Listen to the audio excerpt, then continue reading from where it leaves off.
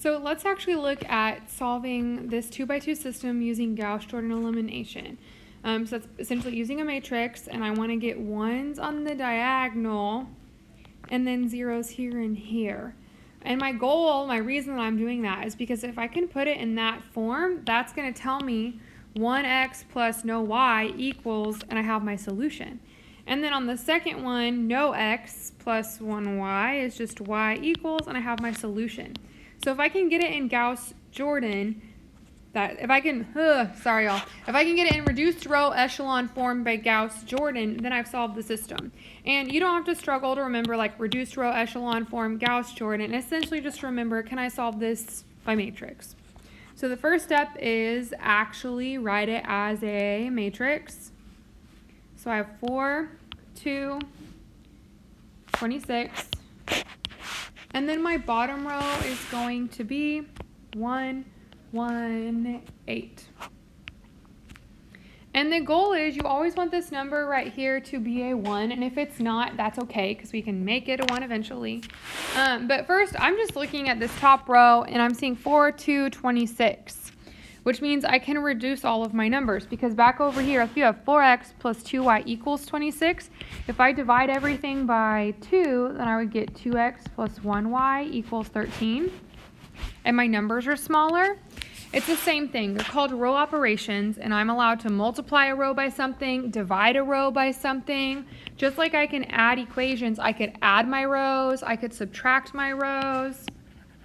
So first thing I'm going to do is I'm going to take my top row, and I'm going to divide it by 2.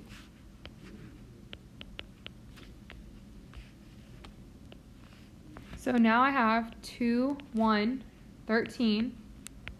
And I'll stop drawing that bar pretty soon here. It just is faster whenever you're solving if you just don't spend time drawing it. I'm going to have 1, 1, 8. Okay, so I'm trying to get a 0 here, a 0 here, and then I really want this to be a 1.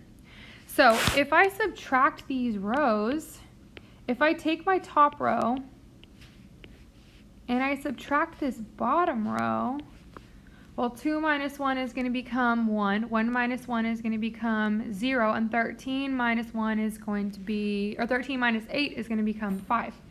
So I'm going to take my top row, and I'm going to subtract my second row. Okay, I'm not changing my bottom row yet. I'm just leaving it 1, 1, 8. That minus was just showing that I'm subtracting. So now I'm going to take my top row and I'm going to subtract the bottom row. So 2 minus 1 is 1. 1 minus 1 is 0. And 13 minus 8 is 5. So remember, in reduced row echelon form,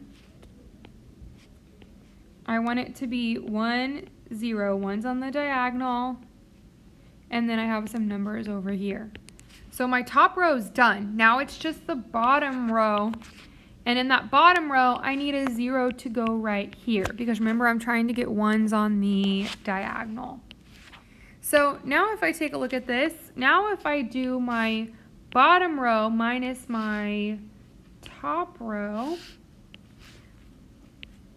so if I do row 2 minus row 1, so I'm not changing row 1, I have 1, 0, 5, and then if I do row 2, so this row minus my top, so 1 minus 1 would be 0 here, 1 minus 0 would be 1, and then 8 minus 5 would be 3. And now that I've done that, I have 1's on my diagonal, I have 0's elsewhere. This tells me that x equals 5 and y equals 3. And that's how you solve a system by matrix. Later on, I'm going to show you guys a video. There's another guy that explains it much better than I can. So coming up, I'm going to show you guys that video, and I'll put a link down below if you want to watch that. So you could watch that video, and then we'll pick up with this later on.